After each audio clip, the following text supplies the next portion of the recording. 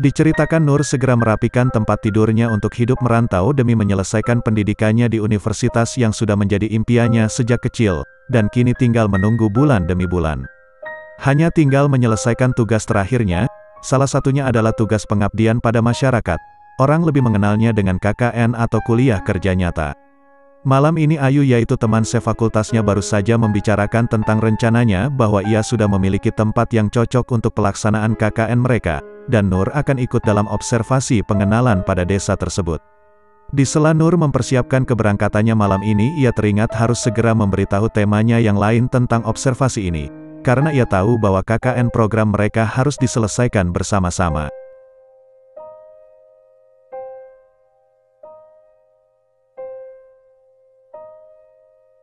Janji sebagai sahabat yang harus lulus bersama-sama.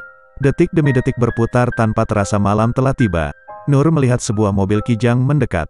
Dari dalam keluar sahabatnya Ayu dan di belakangnya ada sosok lelaki. Nur berpikir mungkin itu adalah Mas Ilham, yaitu kakak Ayu. Ayu terlihat antusian, namun Nur terlihat tak nyaman.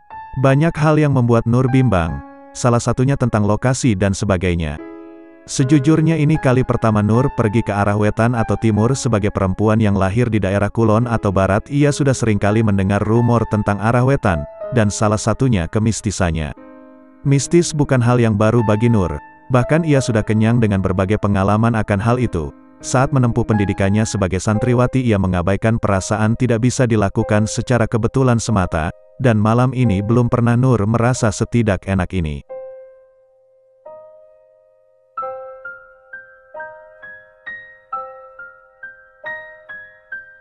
Benar saja, perasaan tidak enak itu terus bertambah seiring mobil terus melaju.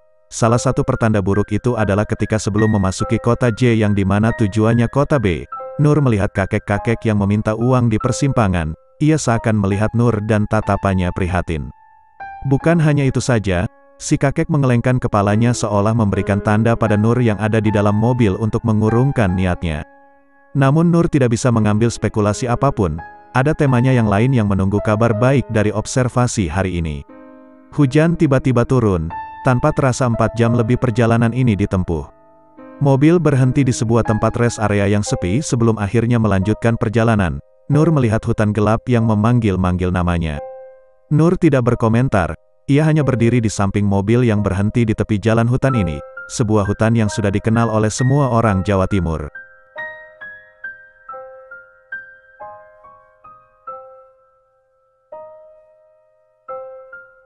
Nur dan Ayu mengangguk pertanda ia mengerti. Tanpa berpikir panjang Nur sudah duduk di jok belakang dan mereka berangkat. Memasuki jalan setapak dengan tanah tidak rata membuat Nur harus memegang kuat jaket bapak yang memboncengnya. Tanah masih lembab ditambah embun fajar sudah terlihat di sana-sini malu-malu memenuhi pepohonan rimbun. Nur melihat sesosok wanita dan ia sedang menari di atas batu. Kilatan matanya tajam dengan paras elok nan cantik. Si wanita tersenyum menyambut tamu yang sudah ia tunggu. Melihatnya dari balik jalan lain, Nur mendapati si wanita sudah hilang tanpa jejak. Ia tahu dirinya sudah disambut dengan entah apa itu. Intinya pada cerita KKN Nur dan kawan-kawan adalah mengalami kejadian yang mistis saat menjalani tugas KKN. Dan sekarang untuk lebih jelasnya kalian bisa tonton filmnya yang sudah tayang, yang juga berjudul KKN Desa Penari. Kisah ini dibilang nyata dan sangat menyeramkan, dan kisah ini belum diketahui terjadi pada tahun berapa. Dan itulah sedikit cerita tentang KKN Desa Penari.